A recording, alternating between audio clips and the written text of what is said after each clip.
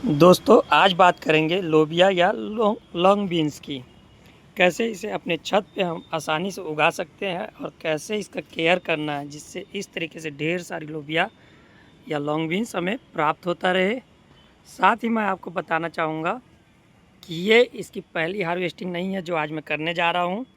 इसके पहले भी मैं इसका एक या दो हार्वेस्टिंग ले चुका हूँ जिसका शॉर्ट्स वीडियो मैं अपने यूट्यूब चैनल में डाला हूँ और उसमें मैं यही बताया था कि बहुत ही जल्द मैं एक लॉन्ग वीडियो डालूँगा जिसमें इसके बारे में पूरा डिटेल जानकारी आपको दूंगा कि कैसे इसको लगाया था, कैसे इसका केयर करना है और कौन सी फर्टिलाइज़र डालना है जिससे इतना सारा लोबिया हर सप्ताह आपको प्राप्त होगा। समझिए 1 केजी लगभग आज टूटेगा और 1-1.5 केजी पिछले 2 बार मिला करके मैं तोड़ चुका हूँ इससे। और आगे भी इसमें आप देखिए छोटे छोटे फल लग रहे हैं जो मुझे आगे भी हार्वेस्टिंग देता रहेगा।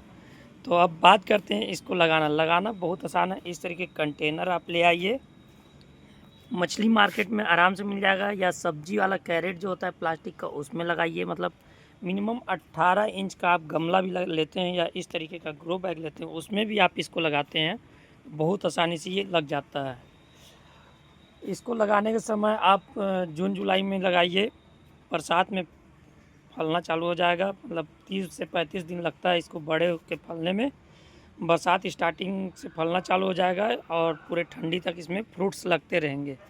बात करें इसके सॉइल मिक्सर की तो अभी तो 2-3 दिन से कंटिन्यू बारिश हो रहा है तो मिट्टी इसका गीला है, लेकिन आपको छू के मैं दिखाता हूँ। पूरा भुरभुरा मिट्टी इस तरीके से देखिए, पूरा भुरभुरा कंटिन्यूसली यहाँ 3 दिन बारिश हो रहा है मेरे यहाँ, फिर भी इसमें एक बूंदी पानी रुका हुआ नहीं है।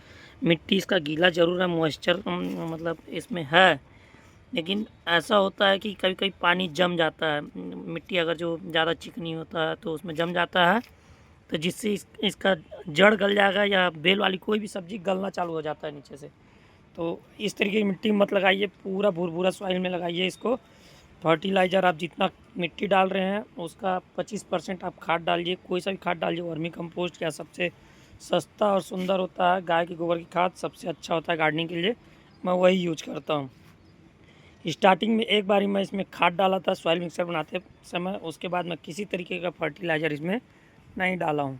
बस बीच में एक काम किया था कि इसमें लकड़ी का जो राखड़ होता है उसका छिड़काव किया था मैं।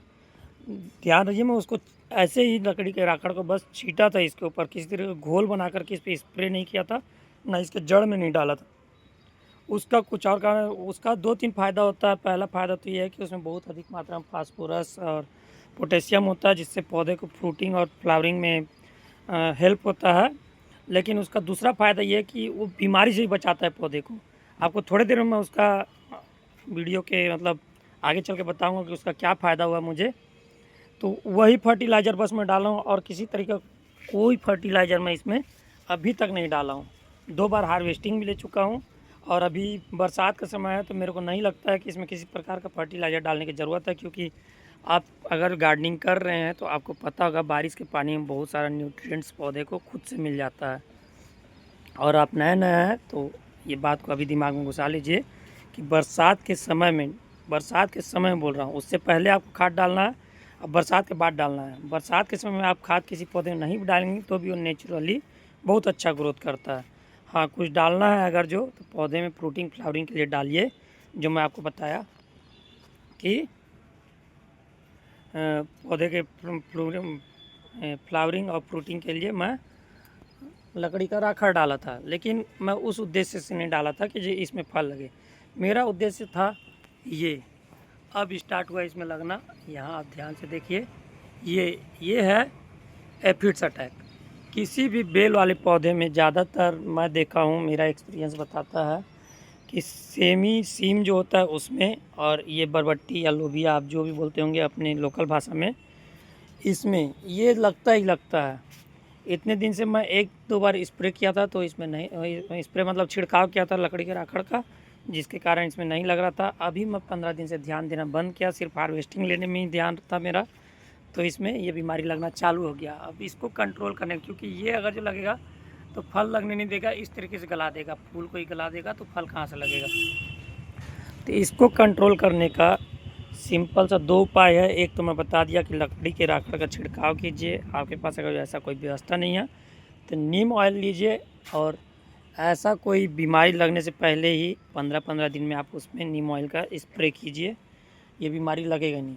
और लग चुका है थोड़ा बहुत है तो उस ब्रांच को काट के हटा दीजिए और उसके बाद नीम ऑयल का स्प्रे कीजिए। और बहुत ज़्यादा लग गया तो हाई प्रेशर पानी के साथ पहले उसको धोइए और जस्ट अगले दिन फिर नीम ऑयल का स्प्रे कीजिए। पौधा बिल्कुल स्वस्थ रहेगा और इसी तरीके से फ्रूटिंग देते रहेगा। बात करें खाद डालने की, तो अभी बरसात में किसी तरीके का मैं कोई खाद नहीं डालूँगा। हाँ, जैसे ही बरसात ख़त्म होने वाला रहेगा, जैसे अब इस महीने के बाद बरसात लगभग कम हो जाएगा, ठंडी सीजन चालू हो जाएगा, तब मैं इसमें ज़रूर मिट्टी का गुड़ाई करूँगा। और हाँ, एक चीज़ और, पौधे के फैलाव के लिए, जैसे मेरा पौधा देखिए छोटे से कंटेनर में लगा है लेकिन कितना अच्छा ग्रोथ लिया हुआ है, एकदम फैला हुआ है और ऊपर मचान बना दिया हूँ, चढ़ भी रहा है। इसको चढ़ने के लिए तो आप ज़रूर कोई व्यवस्था है, क्योंकि पौधा ऊपर जितना चढ़ेगा, जितना फैलेगा, उतना ज़्यादा फल देगा। तो इसके अच्छे ग्रोथ के लिए इसकी मिट्टी का गुड़ाई करना बहुत ज़रूरी है। खासकर अभी के समय में बरसात में क्या होता है, मिट्टी कॉम्पैक्ट हो जाता है, पानी से जम जाता है, तो पौधे के जड़ में हवा नहीं लगता है या जड़ अच्छे से। तो हर सप्ताह में 1 दिन या 2 दिन आप इसकी मिट्टी का गुड़ाई करते रहिए और ध्यान रहे रूट्स को ज़्यादा डैमेज नहीं पहुंचाना है। मिट्टी की गुड़ाई उतना ही कीजिए जिससे उसके रूट्स में डैमेज ना हो। पौधा बहुत अच्छा ग्रो करेगा और इस तरीके से फ्रूटिंग देते रहेगा। तो और भी अगर आपके मन में कोई सवाल है तो कमेंट्स में आप पूछ सकते हैं।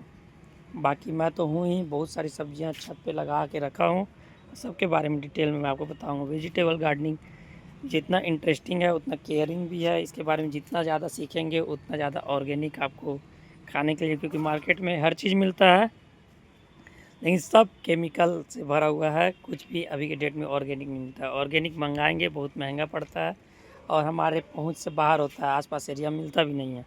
तो हम अपने छत पे इस तरीके से कोशिश कर सकते हैं और खूब सारी हरी सब्जियां उगा के खा सकते हैं। तो ठीक है दोस्तों, मिलते हैं किसी अगले वीडियो में नए टॉपिक के साथ, किसी नए सब्जी या किसी नए फल वाले पौधे के साथ। तब तक के लिए हैप्पी गार्डनिंग। वीडियो अच्छा लगा होगा तो वीडियो को लाइक कीजिएगा, चैनल को सब्सक्राइब कीजिएगा।